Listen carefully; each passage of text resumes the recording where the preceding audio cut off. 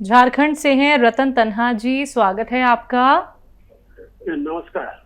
नमस्कार सर। आदाब हकीम साहब। आदाब, जय भारत। हिंद, स्वागत। सर, आज के हालात पर जब नजर डालता हूँ तो आपकी पेशेंस, आपकी सहन शक्ति का मैं बार बार नमस्कार करता हूँ आपके सर। क्या हालात बना दिए हैं सबने, एक दूसरे से लड़ना झगड़ना, मार काट, एक दूसरे पर काबिज होना। क्या है, अगर आपके जैसा सहन शक्ति 2-4 व्यक्ति में हो जाए, 2-4 क्या, हर परिवार में एक व्यक्ति हो जाए तो ये लड़ाई झगड़ा मार काट मुश्किल है। शायद ऊपर वाले के हाथ में आप जैसे लोगों के लिए जो मिट्टी होती है बनाने में, उसकी शायद बहुत ज्यादा कमी है और हम जैसे के लिए बहुत ज्यादा है। कुछ प्रश्न करना था सर जी। ये सुरंजान सीरिया सुगंधा उन्नाव ज्वाइंट फोर्ट जो आपके यहाँ से भेजा जाता है, इसमें कभी कभी सुनता हूँ छोटी हड़ वो किस काम में आती है सर?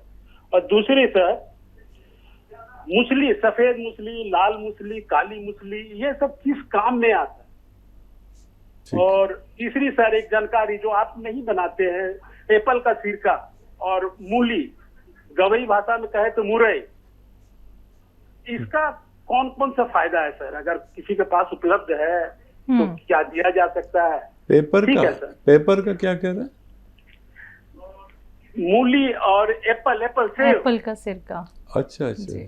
और मूली मुरई। ठीक है। जी। हाँ, देखिए, भगवान ने इस कदर मखलूक पैदा की है और उनमें सबसे अशरफ या अफजल यानी बेहतर जो मखलूक पैदा की वो इंसानों की।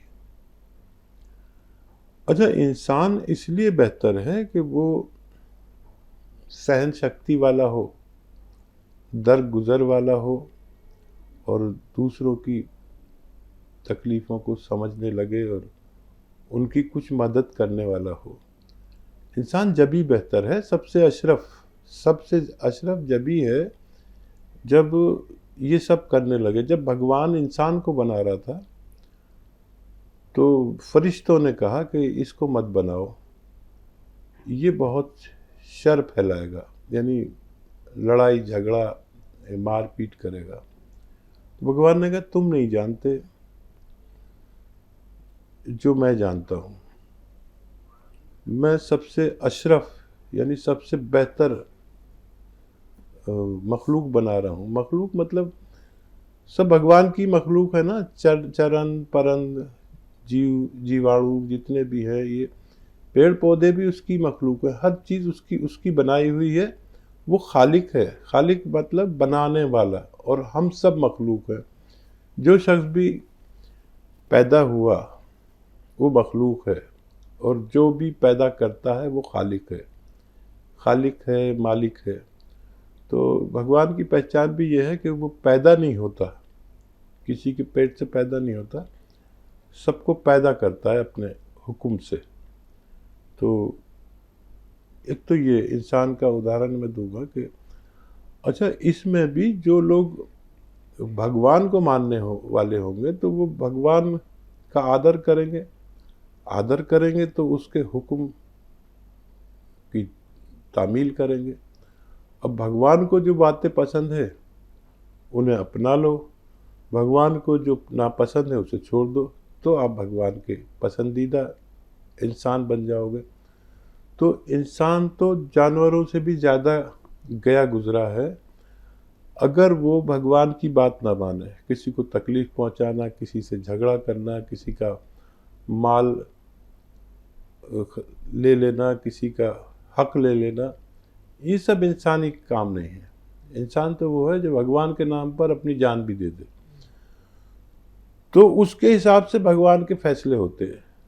जब आप भगवान की जितनी बात मानते हो उसी हिसाब से भगवान आपके लिए फैसले करता है। तो आप अगर सब्र वाले हैं, संयम वाले हैं, तो वो आपके साथ वैसा ही बिहेव करेगा, वैसे ही लोग जोड़ेगा, वैसे ही आपको ताकत देगा, वैसे ही सब आपको दौलत देगा, वैसे ही।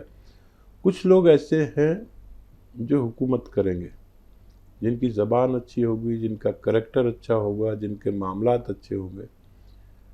कुछ लोग, ज़्यादातर लोग ऐसे हैं जिन पर हुकूमत की जाएगी। किसी ने लड़ा दिया, हम लड़ लिए, वो तो हमें यूज़ कर रहा है, भाई को भाई से लड़ा रहा है। तो ये समझना ज़रूरी है, भगवान ने तो बना दिया, अब आप शैतान की बात पर अमल कर रहे हैं। एक शैतानी काम है लड़ाने झगड़ाने का और दूसरों का हक मारने का, किसी को तकलीफ़ पहुंचाने का। तो आप तो भगवान की, हम तो भगवान की बात मान ही नहीं रहे, हम तो शैतान की बात मान रहे। तो फिर हम शैतान बन के ही मरेंगे और हमारा फैसला भी वहाँ होगा। क्योंकि आपने इतनी बड़ी बात कही, मैं तो एक मामूली सा बंदा हूँ भगवान का, तो कोशिश करता हूँ कि सब्र वाला रहूँ, लोगों की सेवा वाला रहूँ और बर्दाश्त वाला रहूँ, दरगुजर वाला रहूँ।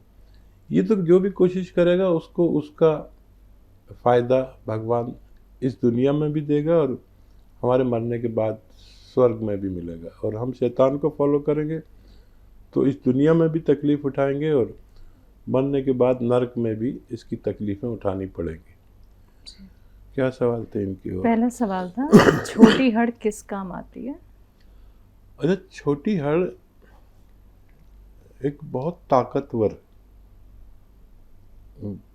कच्चा फल है जो सुखाकर मार्केट में अवेलेबल होता है। ये ज़्यादातर लोग इसका पाउडर बेचते हैं पेट साफ करने के लिए, और इससे पेट साफ होता भी है। और ऐसा होता है कि आदमी खुश हो जाता है कि अरे वाह, अब मिली है दवा, असली दवा, खाते ही पेट साफ। लेकिन ये नुकसान भी इतना ही पहुंचाती है। शुरू में तो पेट साफ होता है, फिर आंतें साफ होने लगती हैं, आंतों में छाले हो जाते हैं, आंतों का लेमिनेशन ख़त्म हो जाता है। तो अक्सर लोग बुरा भी मानते हैं और कुछ लोग समझदार समझ भी जाते हैं कि हरड़, बहेड़ा और हरड़ काबली, ये तीनों एक ही चीज़ें हैं।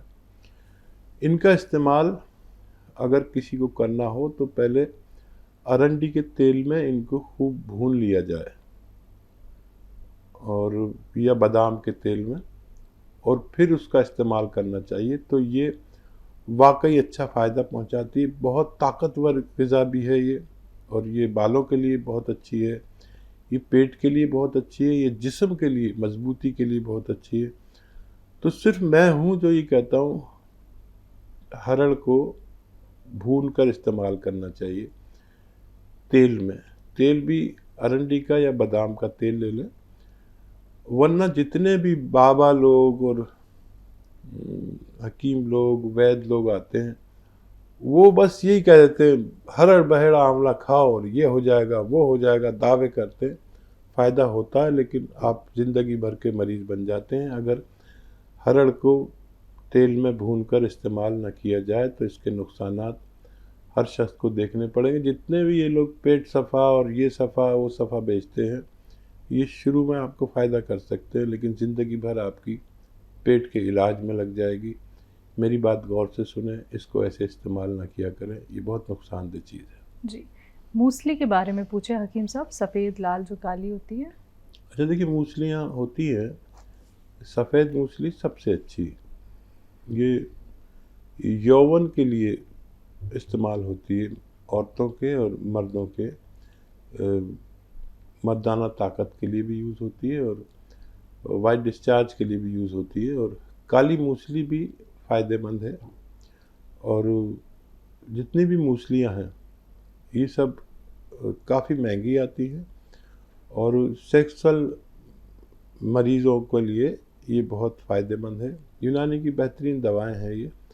इनमें भी नकली आती है, सफ़ेद मूसली में भी, और सालिम जो आती है मूसली उसमें भी नकली बनाने लगे। नकलों की भरमार है, और आपको असली मिल गई तो फ़ायदा करती है। जी, सिरके के बारे में, मूली और एप्पल का सिरका। हाँ, सिरका देखिए आप इस्तेमाल कर सकते हैं। और वो उसके सबके फ़ायदे अलग अलग हैं और मिलते जुलते भी फ़ायदे हैं। सेब का सिरका आप इस्तेमाल कर सकते हैं। और मूली भी हज़म करती है खाने को, लेकिन मूली में एक ख़राबी ये है कि वो खाने को तो हज़म करती है लेकिन अपने आप बड़ी मुश्किल से हज़म होती है। तो मूली को अगर पीस के इस्तेमाल किया जाए तो ये ज़्यादा फ़ायदेमंद हो सकती है। नेक्स्ट कॉलर हैं दर्शन सिंह जी, स्वागत है आपका। नमस्कार जी। नमस्कार सर। हमारा सवाल है जी, एक बुजुर्ग हैं 75 ईयर के जी। उनको प्रोस्टेट की प्रॉब्लम है, दूधों की। हम्म। और दूसरा सवाल मेरा ये है, एक मरीज है उनका बाईपास हुआ है जी और 4 महीने हो चुके हैं और खून पतले की दवाई चल रही है, क्या उनको सिरका दे सकते हैं? ऑपरेशन को 4 महीने हो चुके हैं। अच्छा, पहला वाला जो सवाल था आपका, उनको प्रोस्टेट में क्या परेशानी, पेशाब तकलीफ से आता है? पेशाब जलन होती है एक तो जी, दूसरा बार बार आता है थोड़ा थोड़ा। ठीक है। अच्छा देखिए, जिनको भी प्रोस्टेट की ऐसी तकलीफ है जो आपके 75 साल बुजुर्ग को है, तो उनके लिए एक अच्छा नुस्खा है, वरना ये बात ऑपरेशन तक चली जाती है। कि देखिए 100 ग्राम अलसी लीजिए, 100 ग्राम अलसी हो सके तो हल्का सा भूनकर इसका पाउडर बना लें। और 100 ग्राम लाजवंती, 100 ग्राम अलसी 100 ग्राम लाजवंती, इन दोनों को मिक्स करके पाउडर बना लें और इसका 1 चम्मच दूध या पानी में मिलाएं। और जब ये पानी को पी ले तो इसमें 1 चुटकी गोंद चिलगोज़ा मिला लें। गोंद चिलगोज़ा अलग रखें, वो भी 100 ग्राम खरीद लें लेकिन अलग रखें। 1 चुटकी गोंद चिलगोज़ा मिला लें और ये 1 खुराक रोज़ाना या 2 बार 2 खुराक ले सकते हैं। खाने के बाद, खाने से पहले पानी से भी ले सकते हैं, दूध से भी। दूध में मिला के लेंगे तो बहुत अच्छा, चाहे 1 कप ही दूध हो तो उसमें डाल देंगे तो ये उसको दूध को पी लेती है।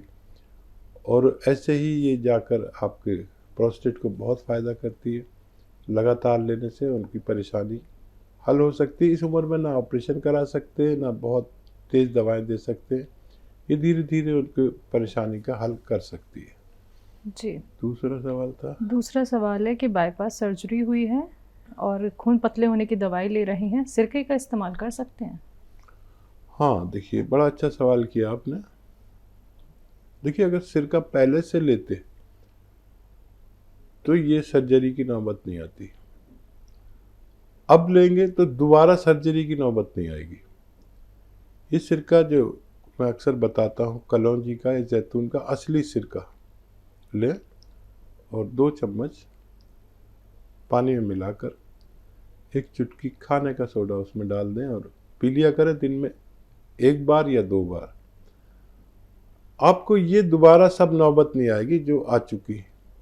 और फिर दूसरे वाल और दूसरी नसों में चर्बी बढ़ती है, फिर 2-4 साल बाद फिर वही तकलीफ होती है। कहाँ तक आदमी इतने पैसे खर्च करे और इतना तकलीफ़ उठाए? तकलीफ़ बहुत है। तो ये ले सकते हैं आप 1 खुराक या 2 खुराक। कुछ दिन बाद आपके खून पतला करने की दवाएं भी छूट जाएंगी और ये आप लिया करें कभी कभी। फिर अभी तो लगातार लें, फिर साल में 1-2 महीने लिया करें तो आप हमेशा हमेशा तंदुरुस्त रह सकते हैं। जी। दिल्ली से हैं कमलेश जी, स्वागत है आपका। हाँ जी, नमस्ते मैडम। नमस्कार मैम। सर नमस्ते।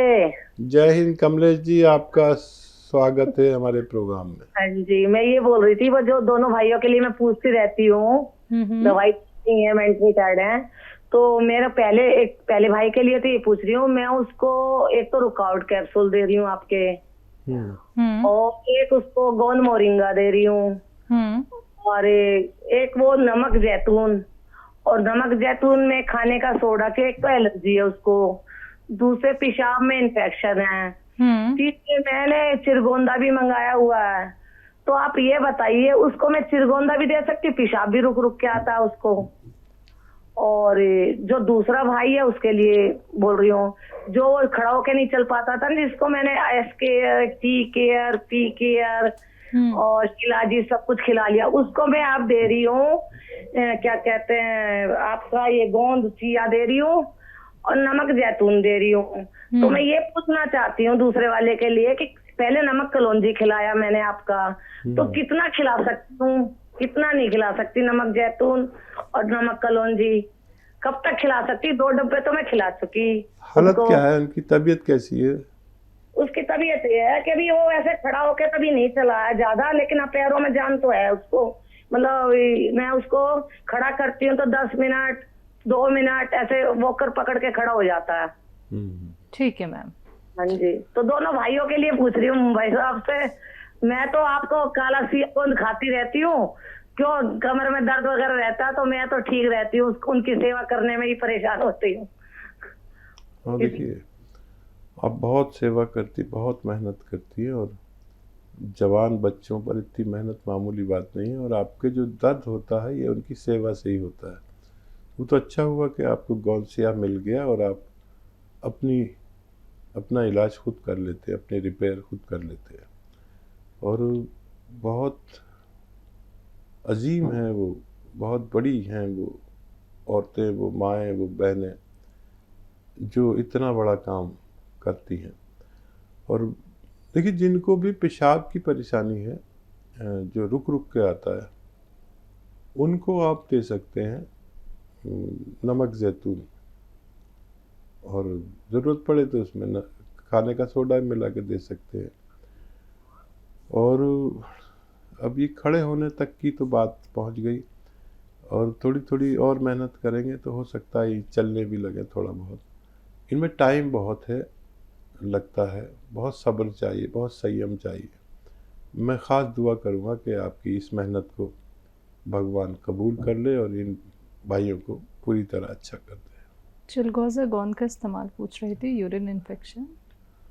हाँ, यूरिन इन्फेक्शन के लिए नमक जैतून बेहतर है। चिलगोज़ा इस्तेमाल इस सूरत में करते हैं कि जब पेशाब रुकता नहीं है या धातु रुकती नहीं है, पेशाब में धातु जाती है, वाइट डिस्चार्ज होता है किसी महिला को या जेंट्स को, उस सूरत में कर सकते हैं। या और मर्दाना ताकत के लिए बहुत काम आता है। या आप इसे इस्तेमाल करें तो बहुत कम तादाद में करें बच्चों पर, और इस्तेमाल तो कर सकते हैं।